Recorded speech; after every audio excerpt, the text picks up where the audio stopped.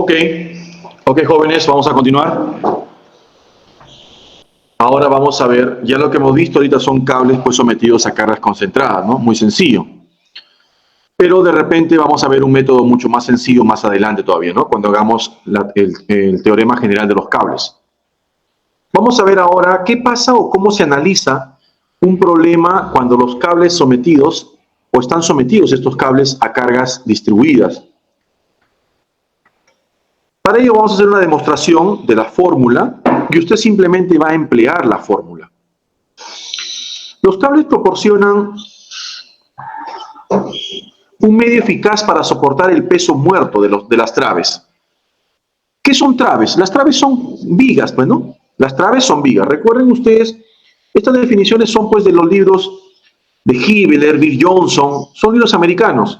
Y ellos emplean la palabra trave. La palabra trave no es más que viga, ¿correcto? Es lo mismo que viga. Entonces no se olviden esa parte, por favor. Dices entonces que los cables proporcionan un medio eficaz, dice, ¿no? Para soportar el peso muerto de las vigas o losas de puentes, por ejemplo, con claros muy largos, muy amplios, ¿no? Un puente colgante es un ejemplo típico en que la cubierta está suspendida del cable por medio de una serie de sujetadores que van a ser prácticamente las péndolas, cerrados, ¿no? Espaciados de manera uniforme. Así más o menos. Tengo aquí un cable que no necesariamente está a la misma altura, no está a la misma altura, y se ha generado aquí pues un arco, pero está sujeto pues a una carga repartida, distribuida, W sub 0. Tiene una longitud L de la separación entre los apoyos y una altura H de separación. Lo que voy a hacer a continuación es lo siguiente. A una distancia X, vamos a coger un diferencial de X. ¿Perfecto? Vamos a hacer esto. A una distancia X, vamos nosotros a coger un diferencial de elemento, un diferencial de viga. Y si le hacemos nosotros a este diferencial de elemento, por supuesto, no solamente sale el cable rosado, ¿no? Sino sale también parte de la viga, o parte, perdón, de la carga repartida. Si nosotros sacamos y le hacemos un zoom a esa porción, tendríamos así. Mire, ¿ve? Esa porción de cable, que le he hecho un zoom aquí, un diferencial de X horizontal, pero el cable tiene una longitud de arco, y la carga repartida, ¿no? Esta carga repartida, recuerden que al hacerle un zoom se ve pues gigante, ¿no? Pero cuando hablamos de un diferencial, pues es ni un punto prácticamente lo que estamos analizando. Este punto es gigante a lo que vamos a analizar nosotros cuando hablamos de diferencial, ¿no? Entonces, prácticamente recuerden que esta curva se asemeja a la parte horizontal, prácticamente. De esta manera vamos a analizarlo. A ver, en primer lugar, esta carga distribuida se asemeja a un rectángulo. Y el área de un rectángulo, o la resultante de esta carga repartida, se calcula como base por altura. Y la altura es W sub 0, la base es diferencial de X. Ingeniero, ¿la base no sería diferencial de S? No. ¿Por qué? Porque esta altura, perdón, este diferencial de S con este diferencial de X, por deformaciones muy pequeñas, son prácticamente, este elemento es como si estuviese horizontal. Ahora, ¿a qué distancia se ubica esta resultante? Pues a la mitad de la longitud, si es un rectángulo. Asimismo, vamos a colocar que por este lado izquierdo tenga una tensión el cable. Por supuesto, tomando un ángulo θ. Y por este lado, sabiendo que es un diferencial, la tensión podría ser la misma, pero hagamos de cuenta que esta tensión, justo pasando un puntito, la tensión se ha incrementado o se ha reducido, pero no va a ser igual. Entonces será la tensión más un diferencial de tensión. Lo mismo ocurrirá con el ángulo. El ángulo ya no es θ, será θ más un diferencial de teta si está subiendo, o será menos si está reduciéndose el ángulo. ¿Cuál es el objetivo aquí? El objetivo es que cuando yo descomponga las fuerzas en sus componentes rectangulares, podamos hacer sumatoria de fuerzas horizontales y sumatoria de fuerzas verticales. De la siguiente manera. Vamos a hacer sumatoria de fuerzas horizontales. Si yo realizo sumatoria de fuerzas horizontales, va a ocurrir lo siguiente. Vamos a ver.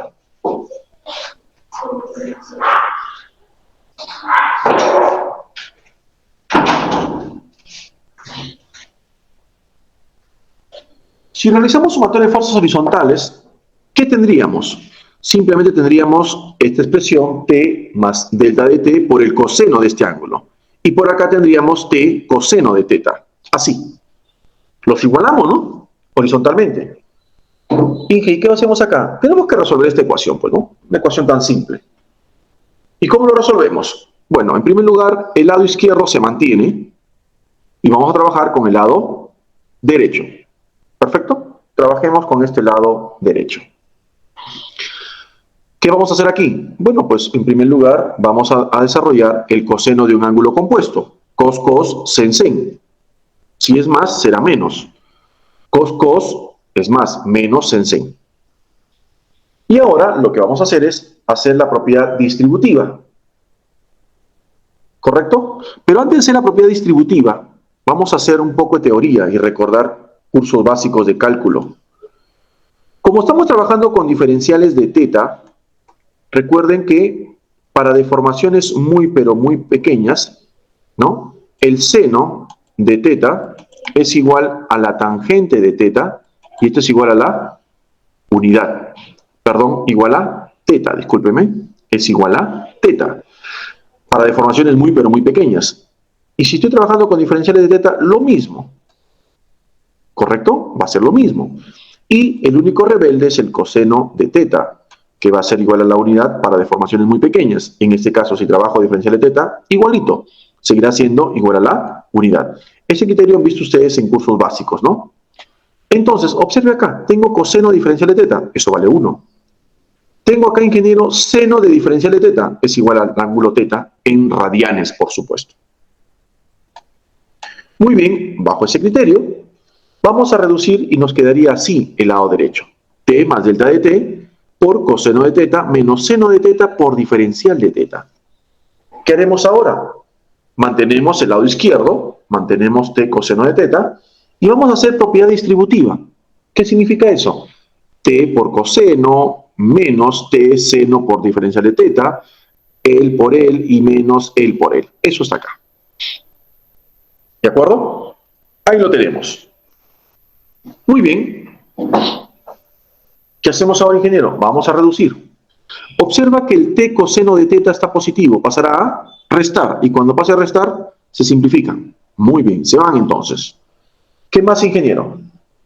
Mira, seno de teta por diferencial de teta y por diferencial de T. Si yo tengo un diferencial, lo divido o lo multiplico por un número más pequeño, no aumenta, sino se va haciendo cada vez más pequeño.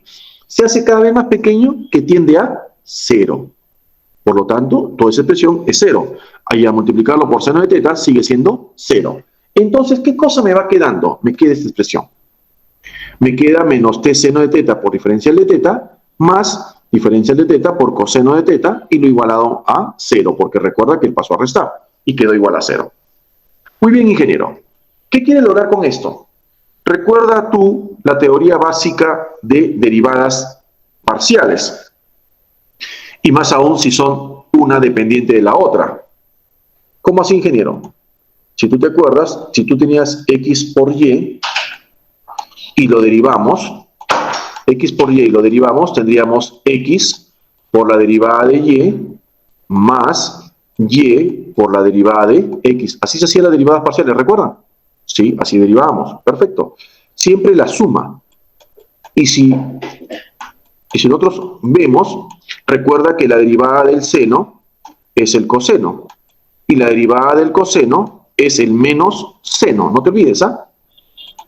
Entonces, ese criterio, mira acá.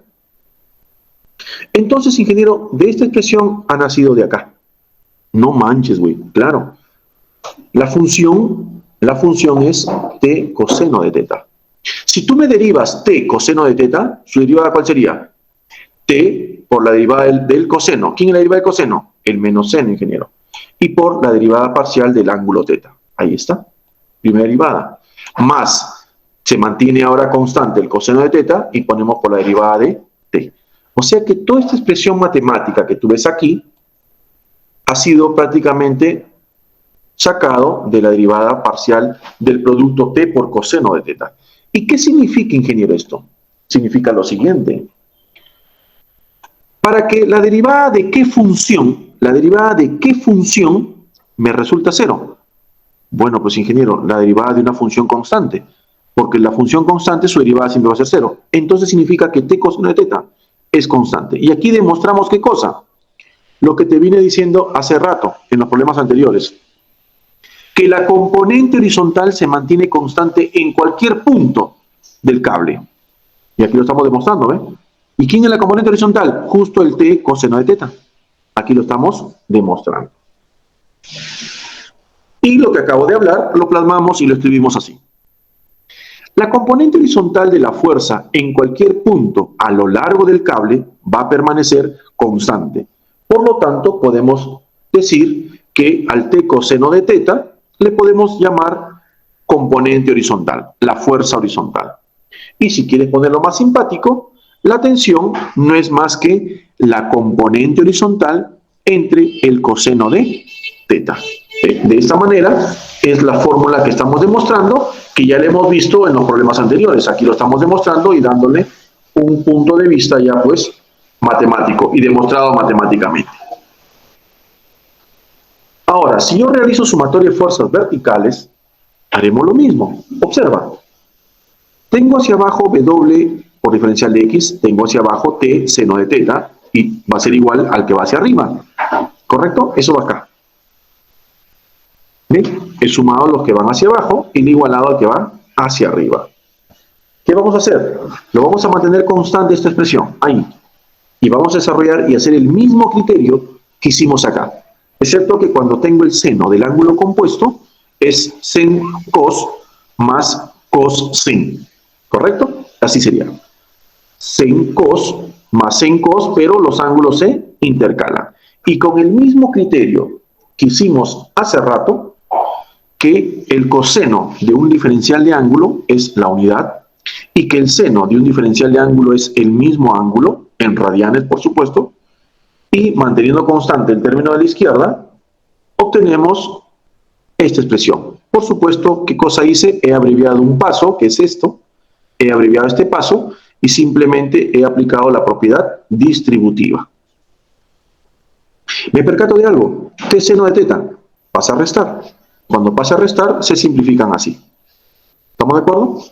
Del mismo modo, nuevamente, un diferencial por otro diferencial tienden a cero. Y al multiplicar por el coseno, sigue siendo cero.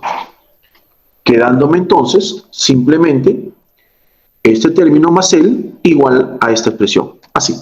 Le he pasado al lado derecho y él le he pasado al lado izquierdo, de esta manera. Aplicamos el mismo criterio que hicimos acá. El mismo criterio. ¿Qué decimos? T coseno por diferencial de teta más delta de t por seno de teta. Justo es t por el seno en derivada. Así. T por el seno en derivada me resulta esta expresión. Ya te expliqué cómo, ¿no? T por la derivada del seno, que es el coseno, por la derivada de teta. Más, se mantiene el seno constante por la derivada de la tensión. Ya tengo la ecuación número 2. ¿Me esperan un minuto, por favor? La ecuación número 2. Un ratito, por favor.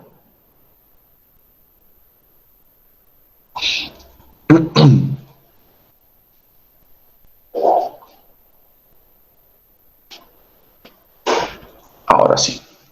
Entonces, vamos a continuar el cálculo en la siguiente página. Acuérdate que esta es la expresión que estamos quedando ahorita y ya tenemos una componente también horizontal. Vamos a verlo ahora a continuación. Lo que vamos a hacer es reemplazar la ecuación número 1 en la ecuación 2. Vamos a verlo. Reemplacemos la ecuación 1 en 2. Así. L es la ecuación 1 y L es la ecuación 2. Al reemplazar tendríamos entonces esta expresión. ¿Ve? W diferencial de X es igual a derivada de ¿quién? De color. Si está con otro color es porque estoy haciendo algo. Estoy reemplazando el valor de T. ¿Te percatas de algo? Seno entre coseno. La tangente del ángulo. Ahora, tú sabes que estamos viendo diferenciales, o sea, ángulos demasiado pequeños. Y por criterio básico de cálculo 1, derivadas, la tangente no es más que la derivada de y con respecto a x. La derivada de la ordenada sobre la abscisa. Y en lugar de tangente vamos a colocar esta expresión, ¿no? Y el diferencial de x que pasa a dividir. Así. ¿Te percatas de algo?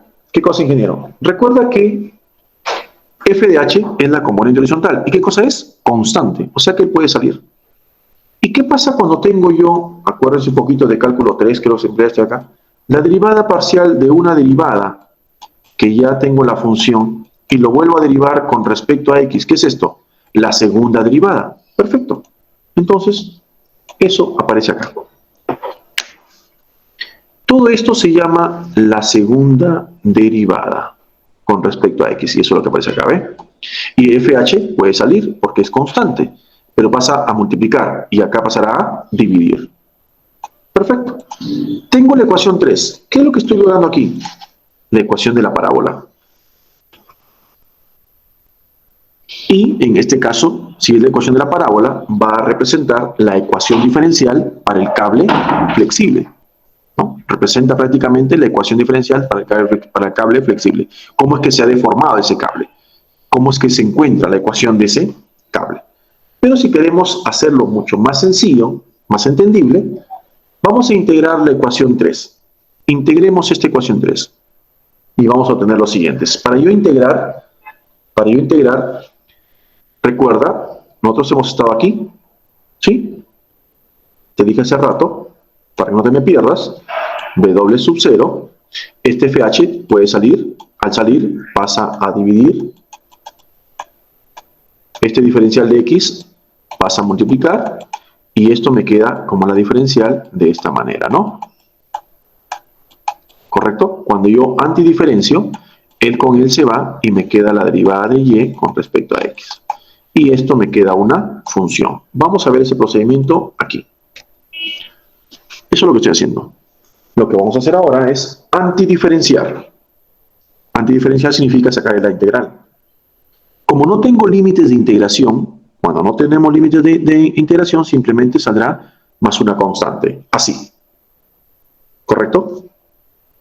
W sub 0 es la carga repartida, que va a ser un dato conocido, constante. FH es la componente horizontal, también constante. ¿Quién me queda como variable? El diferencial de x. Integrar un diferencial de x, simplemente sale x.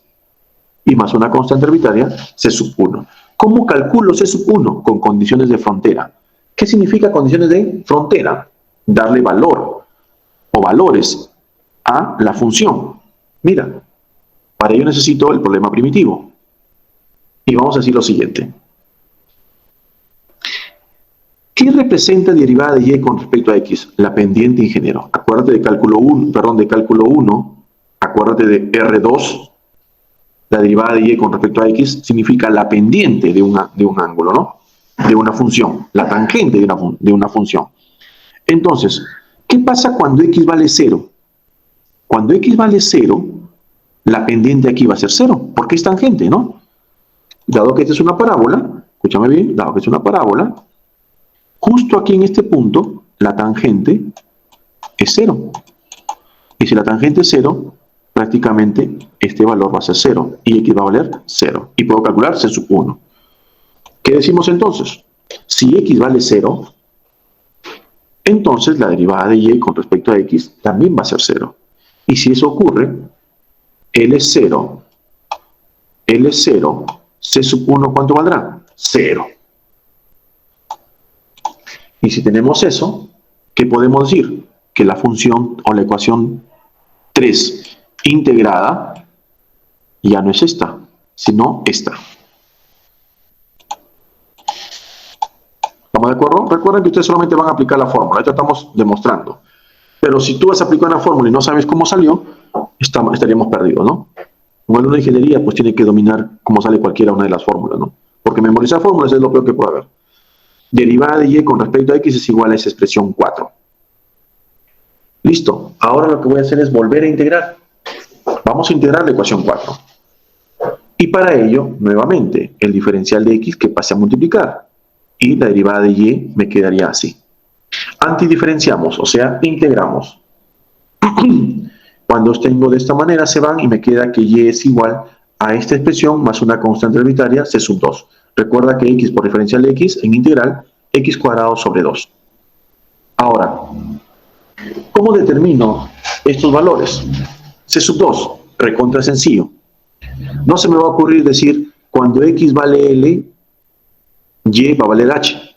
No pues. ¿Para qué? ¿Para qué me complico?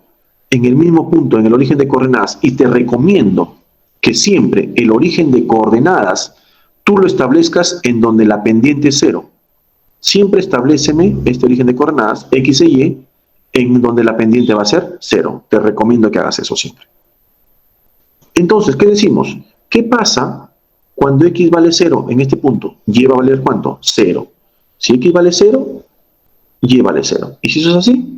Entonces, c sub 2 también vale 0. Entonces, esta ecuación ya no queda así, sino queda de esa manera. Y como ustedes hemos encontrado ahora sí la ecuación de la parábola. ¿Y qué representa la ecuación de la parábola? Bueno, en este caso representa la ecuación de la forma de esta curva, ¿no?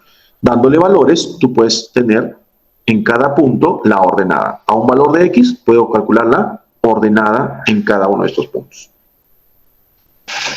Ahora, en esta misma ecuación de la parábola, usamos la condición de frontera cuando, por ejemplo, x vale L, y va a valer h, ¿no? Si x vale L, y vale h. Es lo que pongo acá, ¿no? ¿Qué obtendríamos? Esta expresión.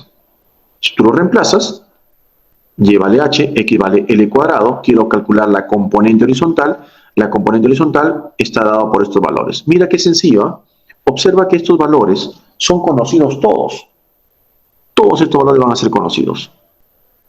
Ahora, si yo conozco la componente horizontal FH, si yo vuelvo a reemplazar estos valores aquí, ¿cómo quedaría mi ecuación de la parábola? Así. De esa manera quedaría la ecuación de tu parábola. ¿Qué te pareció? Muy sencillo, ¿no? Si me queda de esa manera, prácticamente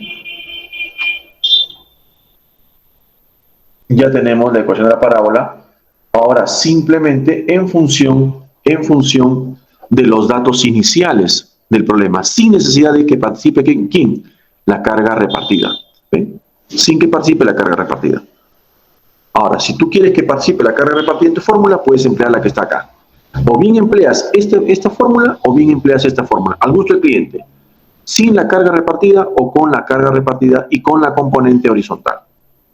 Ahora, si yo quiero calcular la tensión máxima, y eso ocurre cuando θ es máximo, por supuesto, la tensión máxima va a ocurrir cuando θ es máximo, y cuando es θ máximo, cuando x toma el máximo valor de L, aquí va a ocurrir la mayor pendiente, te dije bien claro, en los extremos, cuando x vale L va a ocurrir la mayor pendiente, la mayor tangente. Entonces tú emplearás estas fórmulas.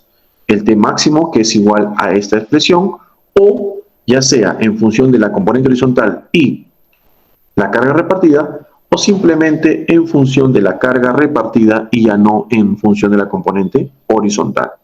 De esta manera, tú puedes calcular prácticamente las tensiones máximas en los problemas. Vamos a ver de todo esto, ¿qué es lo que tú vas a aplicar?